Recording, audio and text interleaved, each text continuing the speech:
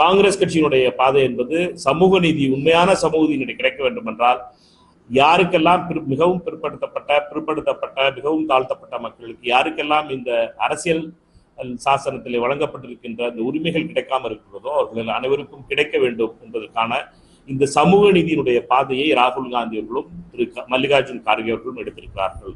இன்று பாபா சாஹேப் அம்பேத்கர் அவர்களுடைய பிறந்த நாள்.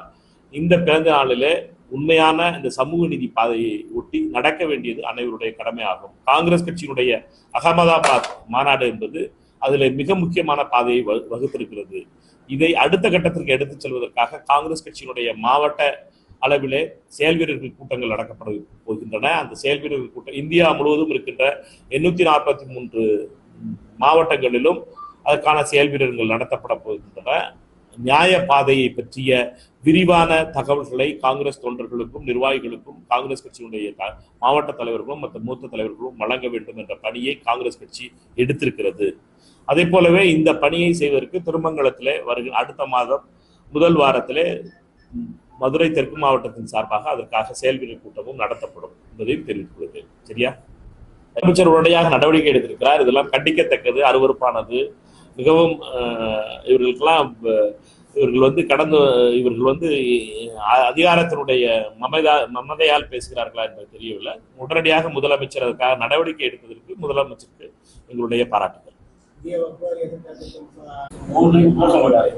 மாணவர்களை மத அடிப்படையில தன்னுடைய ஆளுநர் பதவியை பயன்படுத்தி மத அடிப்படையில அவர்களை வலியுறுத்துவது என்பது மிகவும் வெட்கப்பட வேண்டியது. ஒரு கவர்னராக இருப்பவர், தன்னுடைய அரசியல் சாசனத்திற்கு பொறுப்பில் இருப்பவர் மிகவும் தரந்தாழ்ந்த விதமாக நடந்து கொள்வது என்பது மிகவும் வருத்தம் அளிக்கிறது. கவர்னர் பதவிக்கு உள்ள அந்த கௌரவத்தை தொடர்ந்து ரவி அவர்கள் குலைத்துக் கொண்டிருக்கிறார்.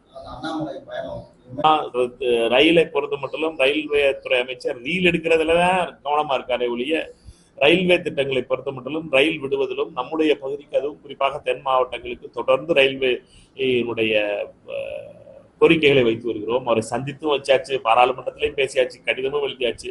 வருகின்ற 24ஆம் தேதி இந்த தென் மண்டலத்தினுடைய கூட்டம் கூட்டுவதாக ரயில்வே அதிகாரிகள் அறிவித்திருக்கிறார்கள். பொது மேலாளர் வருகிறார். அந்த கூட்டத்திலும் தென் மாவட்டத்தினுடைய நாடாளுமன்ற உறுப்பினர்கள் நம்முடைய பிரச்சனைகளை பற்றி வலியுறுத்துவோம். அது குறிப்பாக என்னை பொறுத்த மட்டும் விருதுநகர், தென்காசி, மதுரை இந்த பகுதியினுடைய பிரச்சனைகளை அவசியம் வலியுறுத்துவோம்.